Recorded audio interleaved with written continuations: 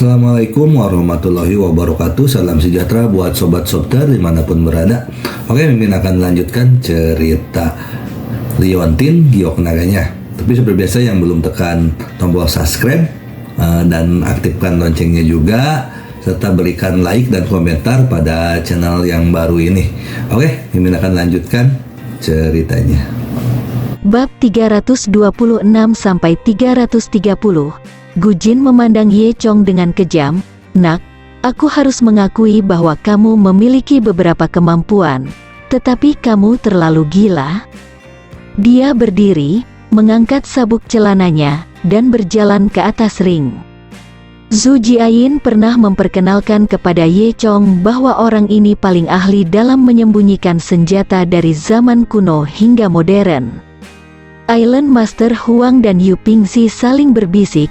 Mereka tampaknya cukup nyaman tentang masa lalu, berpikir bahwa kali ini Ye Chong harus mati bagaimanapun caranya.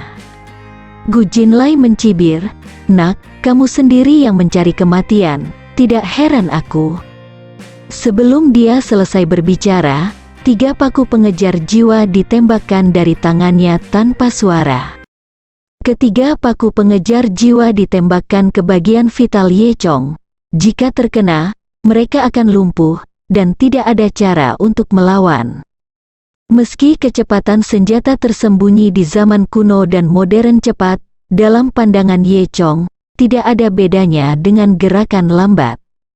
Ye Chong sedikit tersenyum, mengulurkan tangannya untuk melepaskan 3 titik kosong, dan menjatuhkan ketiga paku yang mengejar jiwa. Ding, ding, ding. 3 paku mengejar jiwa jatuh ke tanah dengan suara renyah. Pada saat yang sama, tangan Gu Jinji yang lain tiba-tiba terulur ke depan, dan belati beracun menembak Ye Chong. Ini adalah jurus pamungkasnya. 3 paku yang mengejar jiwa barusan hanyalah tipuan. Ye Chong baru saja merobohkan 3 paku pengejar jiwa saat ini, dan lengannya belum ditarik kembali. Saat kekuatan lama masih belum mereda dan kekuatan baru belum lahir, tapi belati sudah ditembakkan di dekat Ye wajah Chong. Tapi reaksi Ye Chong lebih cepat, tangannya ditarik dengan cara yang aneh, lalu dia mencubit jarinya, dan dia menangkap belati itu. Segera setelah itu, Ye Chong menjentikkan belati dengan santai, dan menembakkan kembali belati itu. Kekuatan Ye Chong sangat besar, sehingga kecepatan belatinya sangat cepat sehingga veteran dari zaman kuno dan modern ini pun tidak punya waktu untuk bereaksi. Lampu hijau menyala, dan belati itu dimasukkan ke pahanya dalam sekejap. Dalam sekejap, luka di sekitar belati berubah menjadi ungu kehitaman, dan terdengar teriakan dari zaman kuno hingga modern, dan dia buru-buru mengeluarkan penawar dari dadanya, menumpahkan sebungkus bubuk penawar ke dalam mulutnya. Namun, racun pada belati itu terlalu kuat, bahkan jika dia mengambil penawarnya, itu masih selangkah terlambat. Gu Jinlai memuntahkan semua penawar di mulutnya dengan embusan, lalu jatuh ke tanah, mulutnya berbusa, dan seluruh tubuhnya kejang. Segera, 2 orang datang dan membawa Gu Jinlai turun. Dalam satu-satunya kesadaran yang tersisa di masa lalu dan sekarang, hanya ada kejutan. Adegan Ye Chong menerima senjata tersembunyi dan menembakkan senjata tersembunyi tadi masih tercermin di benaknya, sungguh menakjubkan. Bahkan dia, ahli senjata tersembunyi yang telah berlatih selama puluhan tahun, merasa malu pada dirinya sendiri. Tidak salah mati, dari zaman kuno hingga modern. Saya merasakan di hati saya. Bos-bos besar yang menyaksikan pertempuran mau tidak mau ingin bertepuk tangan untuk Ye Chong. Luar biasa, dalam sekejap mata, 3 dari 6 faksi utama telah terbunuh. Bos besar ini telah ditindas oleh 6 faksi besar sepanjang tahun. Kapan bos besar ini begitu lega? Mereka berpikir, bisakah Ye Chong menjadi dewa yang dikirim oleh surga untuk menyelamatkan mereka? Dan Ye Chong menunjuk Yu Pingxi yang duduk di sebelah Gu Jinlai, "Kamu, selanjutnya." Wajah Yu Pingzi sangat murung, dan jari-jarinya bergetar. Huang Daozu berkata lagi, teman kecil, saya harus mengakui bahwa Anda sangat mampu dan bahkan memenangkan 3 pertandingan berturut-turut, tetapi Anda tidak dapat berurusan dengan jari Vajra Patriark Yujia. Saya akan memberi Anda kesempatan untuk bergabung dengan 6 faksi kami. Selama Anda setia kepada kami mulai sekarang, kami mungkin dapat mengesampingkan masa lalu dan menggunakan Anda kembali. Ini bisa dianggap sebagai cabang zaitun yang dibuang oleh 6 faksi utama bagi orang awam. Bergabung dengan 6 faksi utama melambangkan kekayaan dan hak yang tak terhitung jumlahnya, dan itu adalah sesuatu yang mereka impikan. Nyatanya, Master Pulau Huang mulai merasa sedikit khawatir sekarang, takut Yu Pingzi tidak akan menjadi lawan Ye Chong, jadi dia sedikit menunjukkan kebaikannya. Ye Chong tersenyum dan berkata, kamu orang tua telah hidup selama bertahun-tahun, bagaimana kamu bisa begitu tidak tahu malu ketika kamu mengatakannya? Aku ingin kamu mengabaikan kecurigaan sebelumnya. Lucu untuk setia kepadamu. Master Pulau Huang tersipu malu kata-kata Ye Chong, mengertakkan gigi dan berkata, karena kamu mencari kematian, maka kamu akan terpenuhi. Yu Pingzi mendengus dingin, jangan bicara omong kosong dengan anak ini, biarkan aku menghancurkan lehernya dengan King Kong. Setelah itu, Yu Pingzi berjalan ke atas ring, dia mengenakan rompi, dan otot di kedua lengannya sangat tebal. Yang paling istimewa adalah 5 jarinya jauh lebih panjang dari jari orang biasa, dan anehnya, kecuali ibu jari, 4 jari lainnya memiliki panjang yang sama. Yu Pingzi mengulurkan tangan kirinya, membuat bentuk cakar elang ke arah Ye Chong, dan berkata, nak, hari ini adalah hari kematianmu. Yu Pingzi melakukan lunge di bawah kakinya dan mengirim tubuhnya ke depan untuk mencapai Ye Chong. Saat dia bergegas mendekat, dia melihat cakar elangnya mencengkeram lengan kiri Ye Chong dengan ganas. Kecepatannya sangat cepat, dan tangannya ganas. Detik berikutnya, dia meraih lengan Ye Chong. Semua orang terkejut ketika mereka melihat adegan ini. Vajra Vinges Yu Pingzi telah dilatih dengan keras selama beberapa dekade, dan bahkan baja pun bisa dihancurkan, apalagi lengan manusia. Jika tertangkap oleh Yu Pingzi, dia akan lumpuh. Hei, sepertinya 6 faksi masih tak terkalahkan tanpa pertarungan. Sepertinya anak ini masih terlalu muda, kita akan kalah kali ini. Semua orang merasa menyesal. Yu Pingzi bersemangat, dan senyuman tidak bisa tidak muncul di sudut mulutnya. Segera setelah itu, dia mencubit tangannya dengan keras. Jari Vajra ini meremukkan tulang manusia semudah meremukkan sebutir telur. Namun, perasaan menghancurkan telur yang diharapkan tidak datang dari tangannya. Dan seolah terjepit pada benda yang sangat keras, jari-jarinya bahkan tidak bisa meninggalkan sidik jari di lengan Ye Chong. Ye Chong tersenyum dan berkata, kamu juga disebut Vajra Vinges, bukankah itu? Menggelitik lengan kiri Yu Pingzi. Kemudian, Ye Chong meremas dengan ringan, dan hanya mendengar 2 klik, dan lengan Yu Pingzi remuk. Ah, terdengar suara sedih, keringat dingin muncul di dahi Yu Pingzi, dan dia meraung dengan panik, aku akan membunuhmu. Yu Pingzi melepaskan lengan Ye Chong, dan kemudian tiba-tiba menyodok mata Ye Chong. Dia ingin menyodok mata Ye Chong yang buta. Dia tidak percaya, bahkan jika tubuh Ye Chong bisa dilatih sekeras besi, mungkinkah matanya juga bisa? Pada saat yang sama, kedua jari Ye Chong meniru gerakan Yu Pingzi lagi, dan menjulur ke arah Yu Pingzi. 2 orang, 4 jari bertabrakan di udara. Terdengar lagi suara kakak, dan jari-jari Yu Pingzi langsung dicabut, ditekuk ke sudut yang sangat aneh. Bahkan Master Pulau Huang terkejut, bagaimana ini bisa terjadi? Yu Pingzi berlatih jari Vajra, kedua jarinya sangat keras. Tetapi ketika mereka menyentuh Ye Chong, itu seperti telur yang menabrak batu. Mungkinkah Ye Chong ini juga berlatih jari Vajra? Yu Pingzi kehilangan 2 jari dan 1 tangan, dan jari Vajra yang telah dia latih dengan keras selama beberapa dekade sama sekali tidak berguna. Saya melihatnya memegang 2 lengan yang lumpuh, dan berjalan keluar dari ring dengan kesal. Tuan Pulau Huang, kamu harus membalaskan dendamku. Yu Ping merasa tidak rela. Master Pulau Huang mengangguk, tetapi ada sedikit kekhawatiran di hatinya. Para bos besar diam-diam bertepuk tangan, tetapi wajah mereka masih tegang tanpa ekspresi.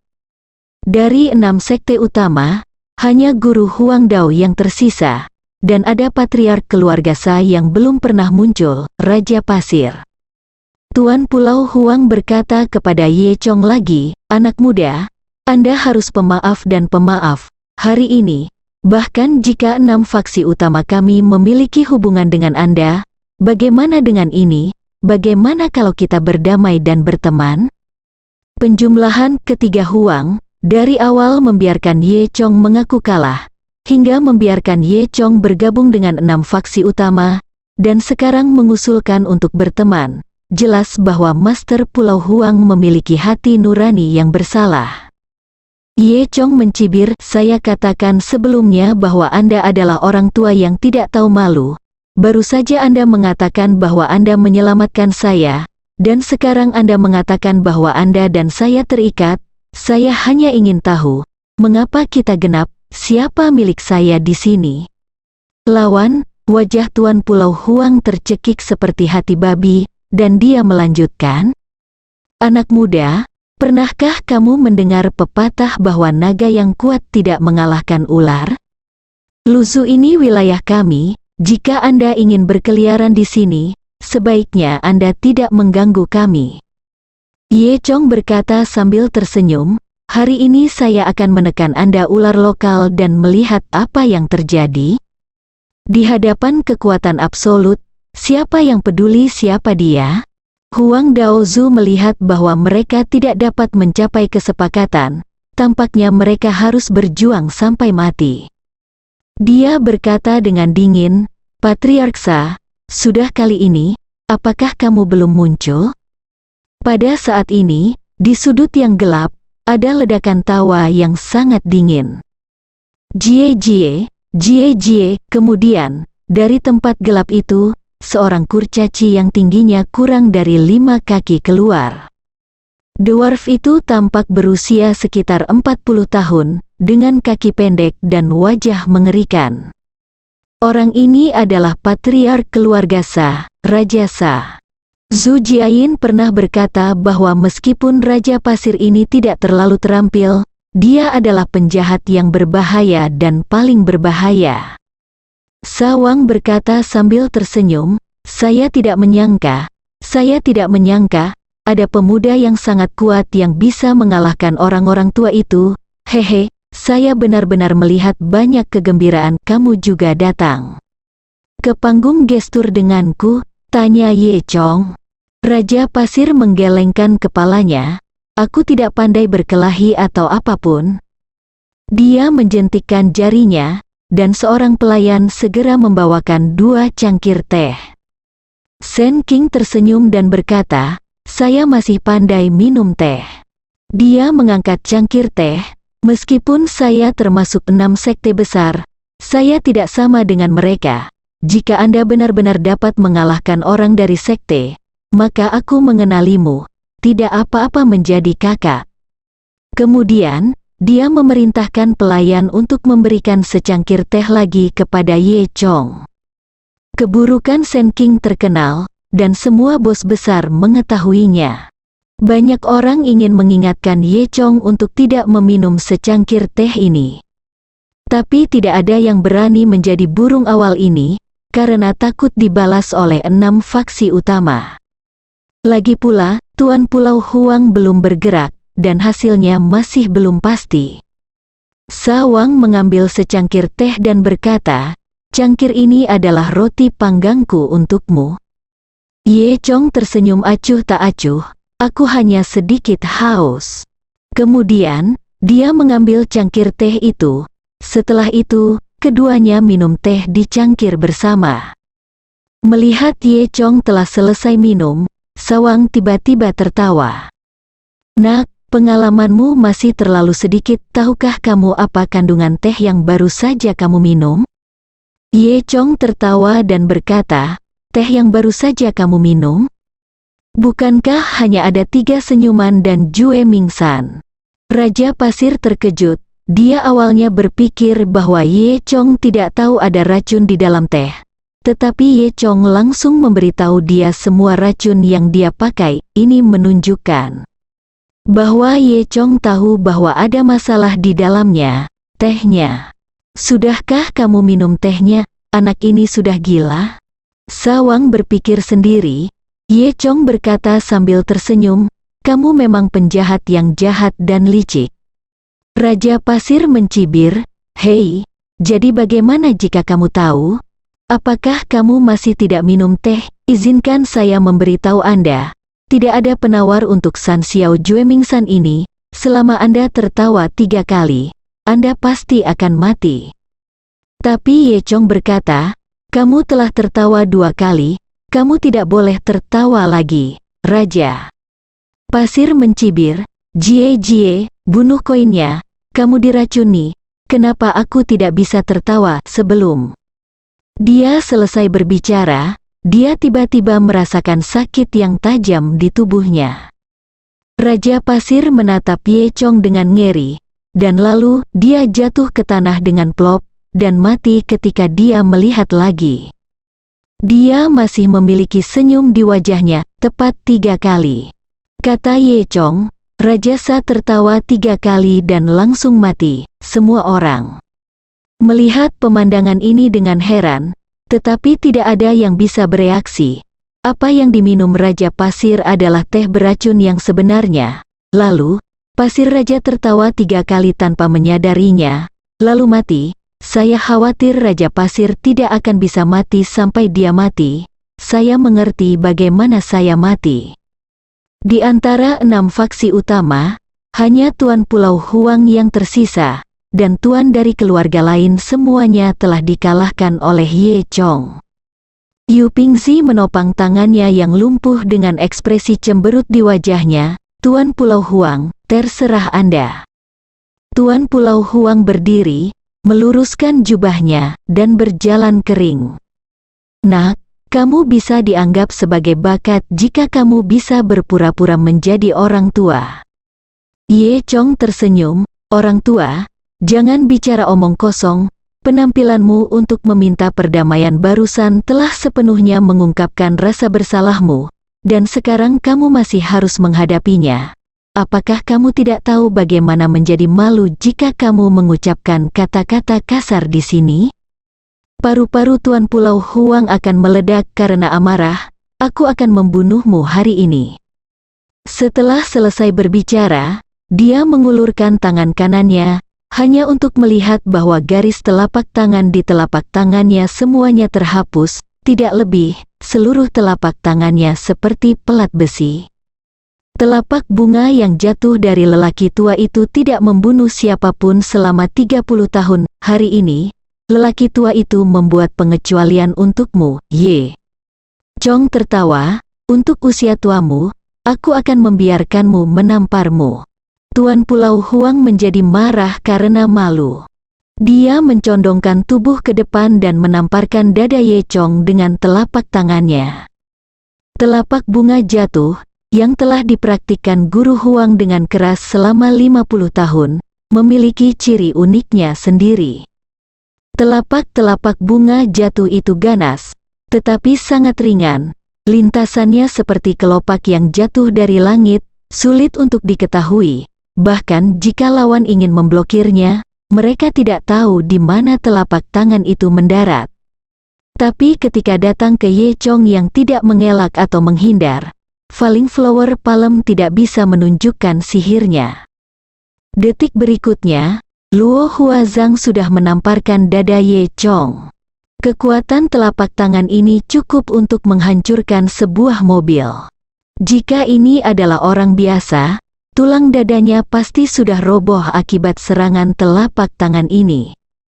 Apalagi Island Master Huang telah berlatih keras selama bertahun-tahun, meski bakatnya biasa-biasa saja, bisa dibilang kerja keras yang bisa menutupi kelemahannya. Namun, itu hanya prototipe, dan masih jauh dari ki asli. Meski cukup berurusan dengan orang biasa, masih terlalu buruk bagi para ahli. Dibandingkan dengan telapak es Zhou Cuisan, telapak tangannya benar-benar berbeda. Bahkan Ye Chong berani mengambil telapak tangan Zhou Cuisan, apalagi telapak bunga jatuh yang kecil ini. Master Pulau Huang berhasil dengan satu pukulan. Dia pikir dia pasti akan membunuh anak ini kali ini. Tetapi di detik berikutnya, dia merasa seolah-olah dia telah menabrak batu. Bahkan rambut Ye Chong pun tidak terluka, dia menjadi pucat karena kaget. Mungkinkah memang ada seseorang di dunia ini yang bisa melatih tubuhnya sedemikian rupa? Setelah itu, Ye Chong dengan ringan menepuk Tuan Pulau Huang. Master Pulau Huang segera menyemburkan seteguk darah. Tubuhnya terbang terbalik sejauh 4 atau 5 meter, kakinya melunak dan dia jatuh berlutut di tanah dengan celepuk. Dia menopang tubuhnya dengan tangannya sehingga dia tidak akan jatuh sepenuhnya. Semua orang terkejut ketika mereka melihat adegan ini. Bahkan Master Pulau Huang, yang terkuat dari 6 faksi, dikalahkan oleh Ye Chong dengan satu gerakan. Nima ini terlalu kuat, newbie. Melihat Ye Chong benar-benar menang, sekelompok bos besar berteriak dan bersorak, melihat bahwa Ye Chong benar-benar menang dan tidak perlu lagi khawatir tentang balas dendam 6 faksi. Kecuali Raja Pasir yang mati, dan Gu Jinlai yang mulutnya berbusa dan tidak sadarkan diri, 6 faksi lainnya berdiri di depan Ye Chong dengan malu. Termasuk Antologi Yan, Li Xing, Yu Pingzi yang cacat, dan Huang Daozu yang terluka parah. Ye Chong berkata, apakah masih ada yang keberatan dengan 6 faksi utama Anda? Ayo bertarung lagi, Dunima telah dipukuli seperti ini, siapa yang tidak bisa menerimanya? Dengan kekuatan tempur yang begitu kuat, bagaimana orang dari 6 faksi besar berani menantangnya? Ye Chong melanjutkan, sekarang saya memberi Anda 2 pilihan. Yang pertama adalah terus melawan saya dan biarkan saya menghancurkan Anda semua. Yang kedua adalah Anda dapat memilih untuk menyerah kepada saya. Selama Anda mengikuti saya dengan sepenuh hati di masa depan, aku tentu saja tidak akan memperlakukanmu dengan buruk. Master Pulau Huang dan yang lainnya saling memandang, ragu-ragu. Aku sudah menjadi orang yang tidak berguna. Bagaimana masa depan? Aku lebih baik mati. Yu Pingzi menghela nafas.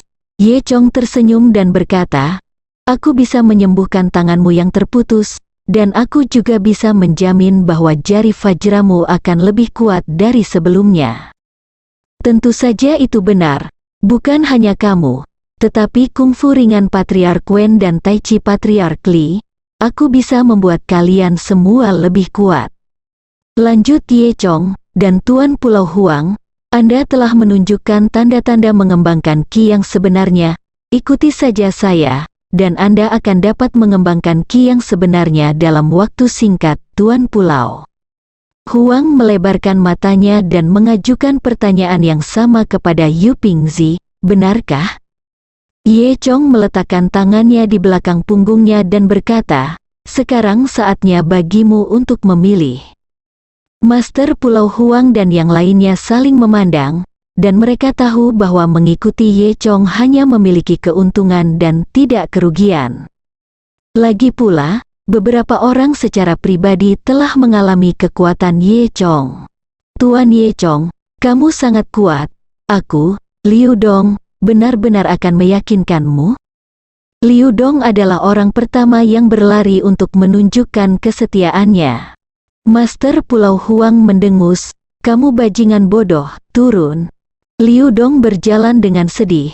Master Pulau Huang berkata lagi, Tuan Ye Chong, oh, tidak, Tuan Chong, mulai sekarang, Anda akan menjadi Tuan Chong. Mulai sekarang, 6 faksi utama akan berada di bawah manajemen Anda. Ya, kami yakin. Yang lain setuju. Ye Chong tertawa. Kamu tidak perlu memanggilku seperti itu. Dia tidak suka alamat seperti dukun ini. Namun, Tuan Pulau Huang dan yang lainnya bersikeras menyebutnya seperti ini. Senioritas tidak dinilai berdasarkan usia, tetapi berdasarkan kekuatan. Jika Anda mengalahkan ke-6 faksi kami sendiri, Anda harus menjadi Tuan Chong.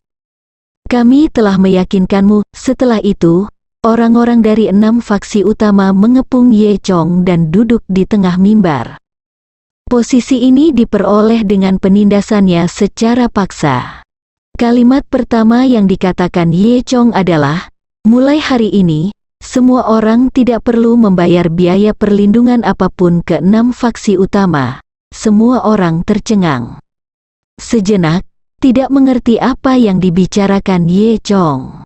Tidak sampai Hu Zuofei, yang telah kehilangan setengah saham, berteriak, hidup Chong Ye. Kemudian dia menyadarinya dan bersorak bersama Hu Zuofei. Huang Daozu mengingatkan, jika Anda membatalkan biaya perlindungan mereka, maka 6 faksi kami akan kehilangan banyak pendapatan. Faktanya, pendapatan dari biaya perlindungan adalah salah satu pendapatan utama dari 6 faksi. Ketika Ye Chong datang, dia memotong uang semua orang. Ye Chong mendengus dingin, masing-masing dari 6 keluargamu memiliki propertinya sendiri. Bukankah lebih baik mandiri? Apakah kamu harus menjadi parasit penghisap darah? Apa? Kemudian, Zhu Jiayin berlari, menatap Ye Chong sambil tersenyum, dan berkata, kamu telah menjadi Tuan Chong, kamu luar biasa sekarang. Ye Chong menggaruk kepalanya dan tersenyum, di mana?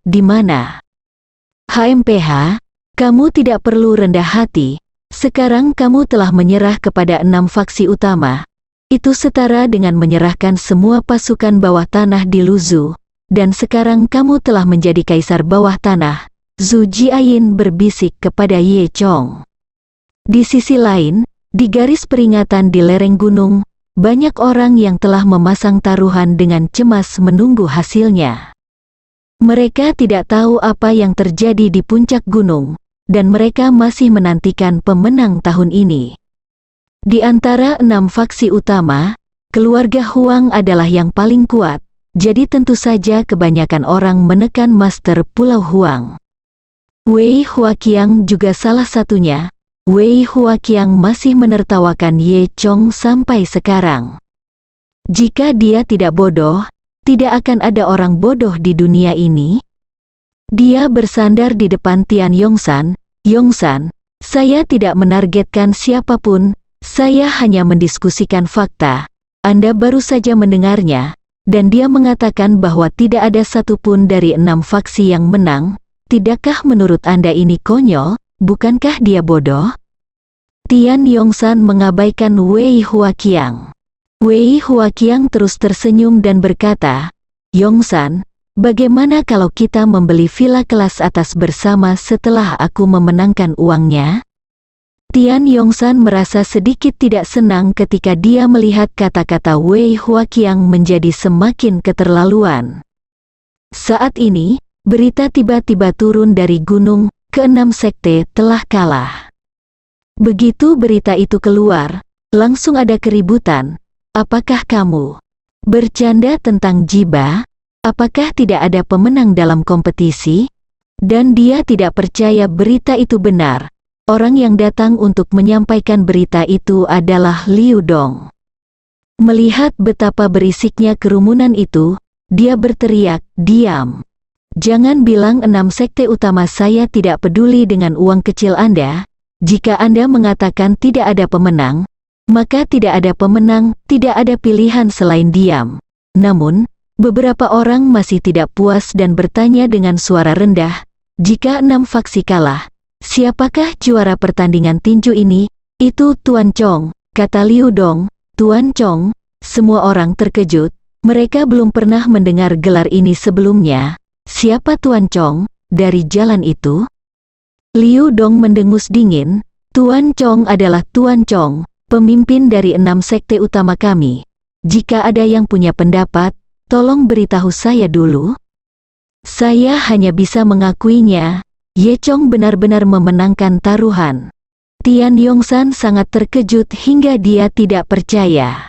Dengan kebencian di hati Wei Huaqiang, dia berkata dengan kejam, Ye Chong ini, dia pasti sudah mendapat berita sejak lama. Dia tahu bahwa seseorang bernama Tuan Chong akan muncul, jadi dia berani bertaruh denganku. Bajingan ini curang, Tian Yongsan berkata, menipu juga merupakan kemenangan. Saya bersedia bertaruh dan mengakui kekalahan. Apapun yang terjadi, Anda akan kalah. Wei Huaqiang tidak berbicara untuk waktu yang lama, memikirkan 5 juta kesakitannya. Dia ingin merebut ponsel Tian Yongsan. Tetapi pada akhirnya, dia takut dengan kekuatan keluarga Tian. Jadi dia tidak berani bersikap kasar pada Tian Yongsan, jadi dia hanya mendengus dingin, berbalik dan pergi. Tian Yongsan berdiri di sana, melihat ke puncak gunung, dia masih ingin menunggu Ye Chong turun. Setelah beberapa saat, banyak bos besar turun dari puncak gunung berpasangan dan bertiga. Semua bos ini berbicara tentang bagaimana Master Chong, betapa hebatnya Master Chong, dan sebagainya. Tian Yongsan merasa aneh, bertanya-tanya apakah Tuan Chong ini adalah Ye Chong. Namun, dia langsung menyangkal idenya sendiri. Meskipun mereka semua memiliki kata Chong, tetapi Ye Chong masih sangat muda, dia hanya mengetahui keterampilan medis, bagaimana dia bisa menjadi Tuan Chong, yang mengalahkan 6 sekte besar secara mandiri. Setelah menunggu lama, Ye Chong tidak turun, dan hanya ada sedikit orang di puncak gunung. Tidak sampai anggota staf itu akan pergi, Tian Yongsan dengan enggan turun gunung sendirian. Nyatanya, Ye Chong dan Zhu Jiayin telah mengikuti Island Master Huang dan yang lainnya menuruni gunung melalui jalur khusus. Setelah menuruni gunung, Ye Chong dan Zhu Jiayin kembali ke bar bersama. Itu karena kamu sangat cakap, aku tidak menyangka kamu akan menerima 6 faksi utama saat pertama kali datang ke sini. Puji Zhu Jiayin, itu hanya masalah sepele. Ye Chong tertawa, kebaikan dan kekuatanmu sama pentingnya, dan kamu telah meyakinkan orang-orang ini, sungguh menakjubkan. Ye Chongsin berkata itu salah, gadis kecil ini memujiku. Tanyakan padaku apakah kamu butuh apapun, dia bertanya, Xiao Zhu. Apakah Anda memiliki sesuatu untuk ditanyakan kepada saya? Zhu Jiayin berkata dengan marah. Ye Chong tersenyum, tidak masalah, Xiao Zhu. Zhu Jiayin terdiam, menjulurkan lidahnya, dan berkata, Yah, aku punya sesuatu untuk meminta bantuanmu. Ada apa? Itu saja. Kita memiliki seorang ilmuwan bernama Chen Dacheng. Dia adalah seorang ahli fisika, dan dia saat ini sedang meneliti subjek yang sangat penting bagi negara.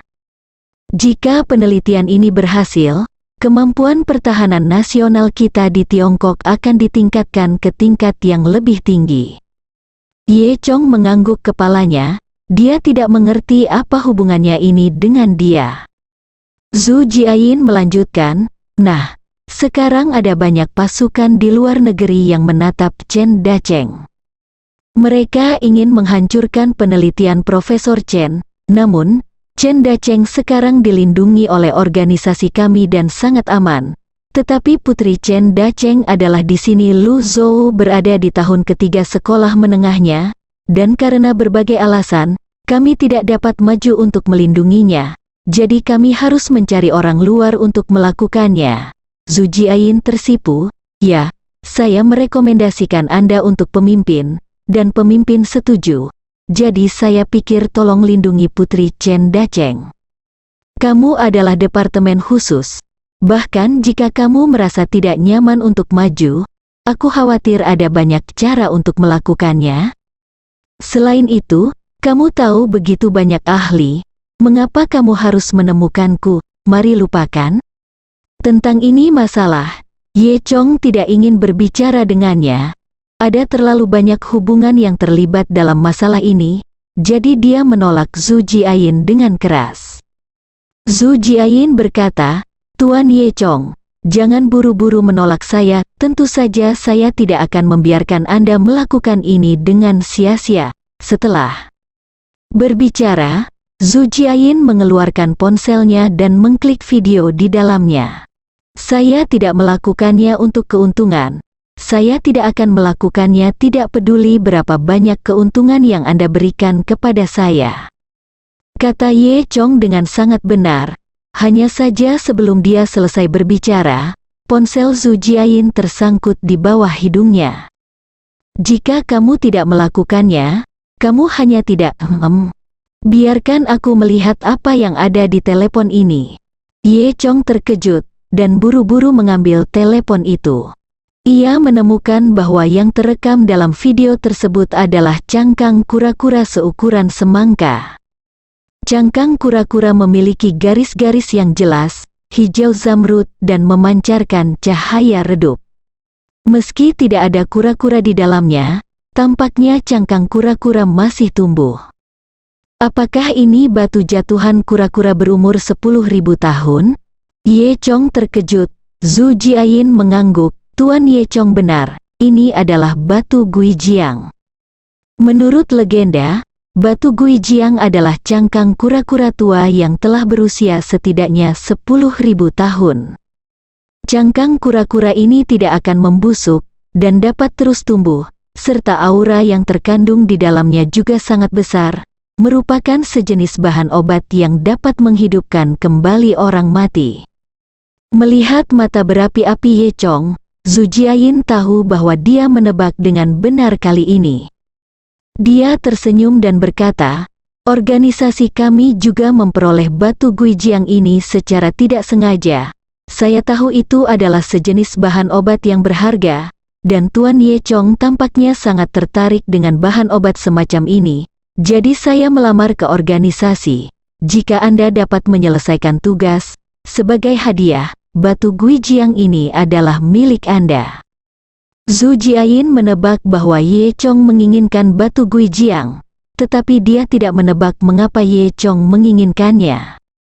Sebenarnya, keinginan Ye Chong untuk Guijiangshi bukan karena Guijiangshi memiliki efek menghidupkan kembali orang mati. Ada 10.000 metode dalam warisan Dewa Naganya untuk masalah kecil, seperti menghidupkan kembali orang mati. Fungsi sebenarnya dari batu Guijiang ini adalah dapat digunakan sebagai bahan atribut di Dragon Palace Dojo.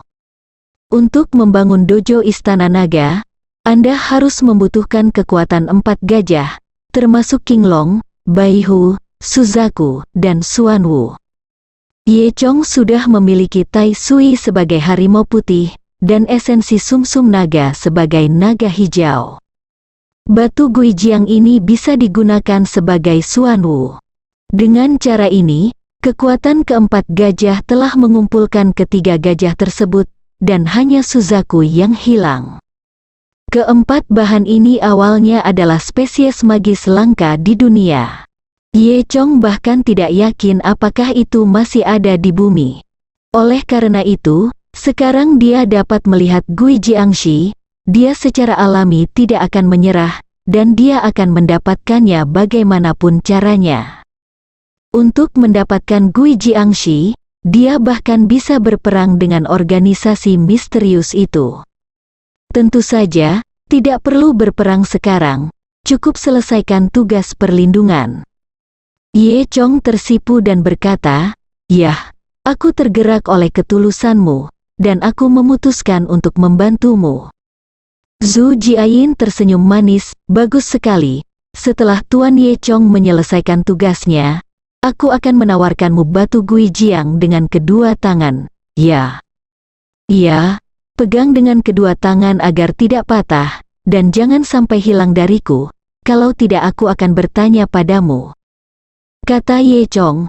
Zhu Jiayin menjulurkan lidahnya dan berkata, "Lihat apa yang kamu katakan, sepertinya benda itu sudah menjadi milikmu." Ye Chong juga tersenyum, Dia sedikit cemas. Kemudian Zhu Jiayin melanjutkan, untuk menyembunyikan identitas kami telah menghubungi sekolah. Anda akan masuk sekolah sebagai guru.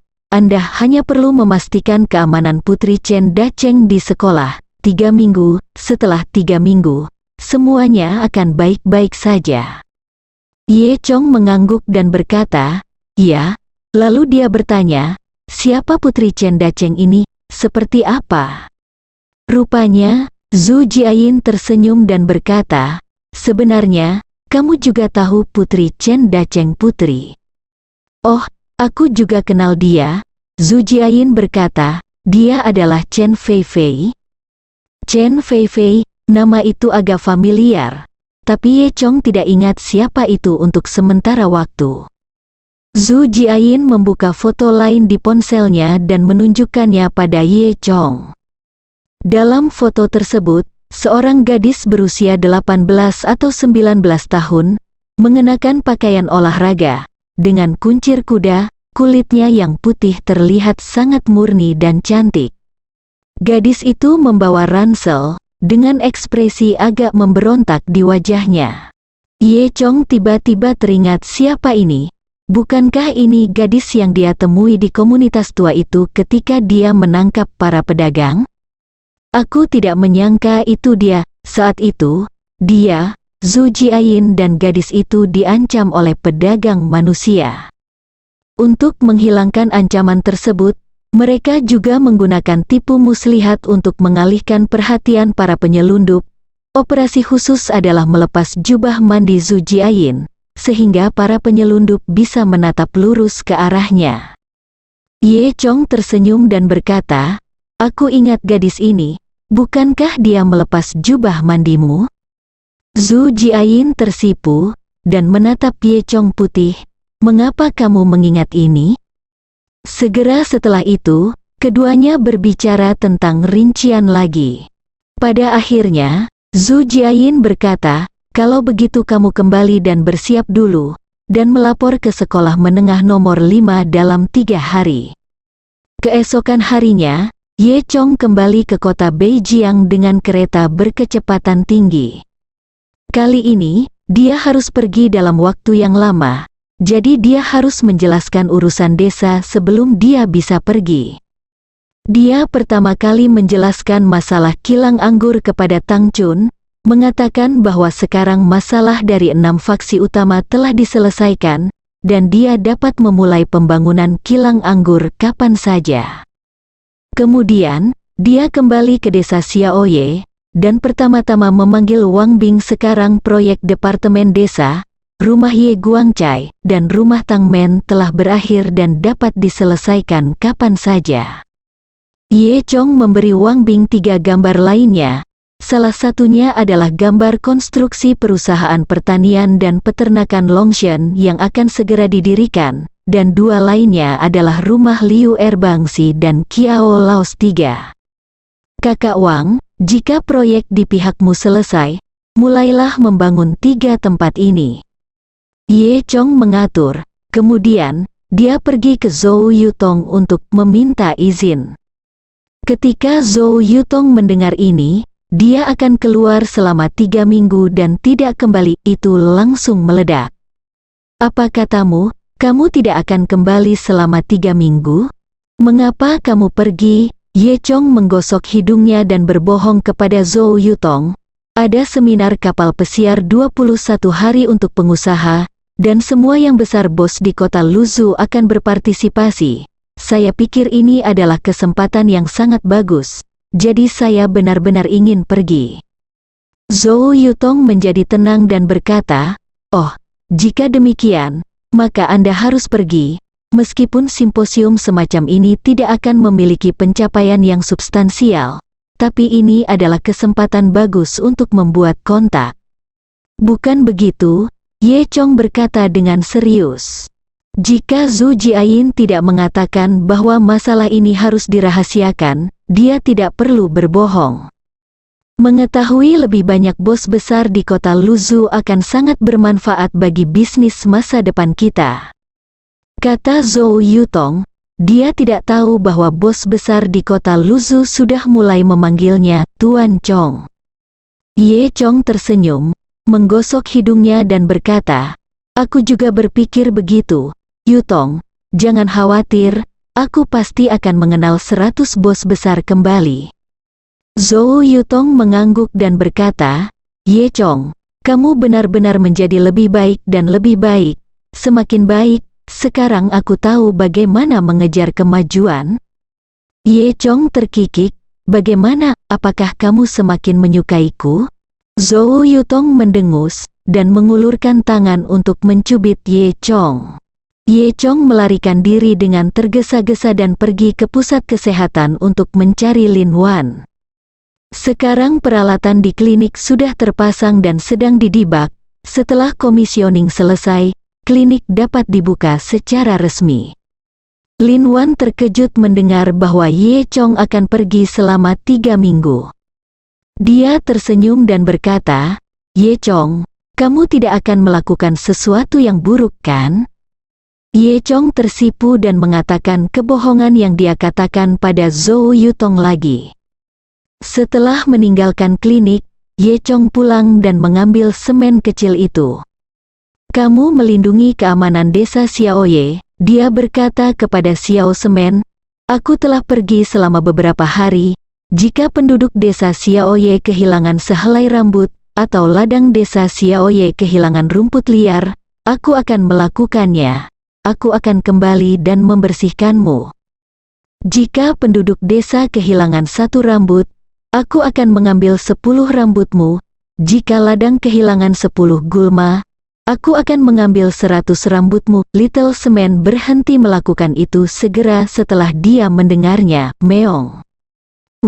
Jika mereka mencabut rambut di tubuh mereka sendiri, jika mereka mencabut rumput liar sendiri, apakah itu kepalaku juga, Meong? Ye Chong mendengus, "Tentu saja itu kepalamu." Semen membuat wajah sedih. "Kamu benar-benar adil, Meong." Setelah itu, Ye Chong meminta Zhang Tiezu dan yang lainnya untuk bertanggung jawab mengatur keamanan desa, dan segera memanggilnya jika ada sesuatu. 2 hari kemudian, Ye Chong tiba di gerbang sekolah menengah kelima Luzhu dengan membawa sekantong barang bawaan. Sekolah menengah kelima terletak di pinggiran zona pengembangan baru kota Luzhu. Untuk menghemat biaya, sekolah dibangun sesuai dengan medannya. Oleh karena itu, seluruh sekolah menghadirkan bentuk lapangan berundak, yang tinggi di timur dan rendah di barat.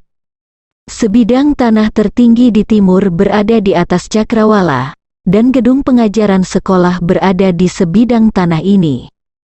Di depan gedung pengajaran terdapat lubang yang dalam dengan ketinggian sekitar 20 meter dari cakrawala, yang disulap menjadi taman bermain.